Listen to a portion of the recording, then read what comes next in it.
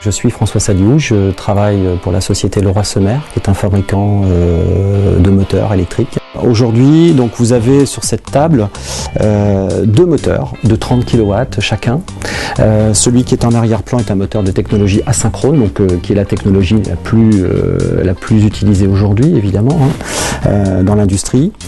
Et puis au premier plan, vous avez un moteur donc, de la technologie d'Ineo, synchrone à aimant permanent. Alors, ce qu'on peut observer d'entrée, c'est que ce moteur est beaucoup plus petit que le moteur qui est derrière, alors qu'ils ont la même puissance mécanique à l'arbre du moteur. Ce moteur est construit avec un rotor dans lequel on est venu insérer en fait des aimants, on est venu créer un champ magnétique naturellement dans le moteur. Ici, tout le courant qui rentre, c'est du courant utile. Et donc, c'est un moteur qui, par définition, a moins de pertes et donc a un rendement nettement supérieur à un moteur de technologie asynchrone. C'est la particularité de cette technologie de moteur à aimant permanent, c'est qu'il va avoir besoin, pour fonctionner, en fait, d'un variateur de vitesse. Là, vous avez devant vous, en fait, le dernier né de notre génération de variateurs de vitesse, qui va permettre de piloter, de contrôler ce moteur-là, de le faire fonctionner, de le faire tourner à vitesse variable, évidemment. Faut savoir que c'est aujourd'hui un moteur fabriqué en France.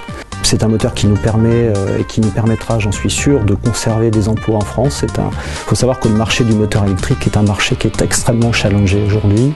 On a en Bretagne équipé à peu près 70 clients aujourd'hui. On a organisé un certain nombre de journées techniques auprès de nos clients industriels notamment pour essayer de présenter cette solution, de présenter ses avantages, ses intérêts en termes d'économie d'énergie. Et donc ce concours nous permettra peut-être de toucher un public un peu plus large que les industriels. Je pense notamment au secteur tertiaire, aux collectivités.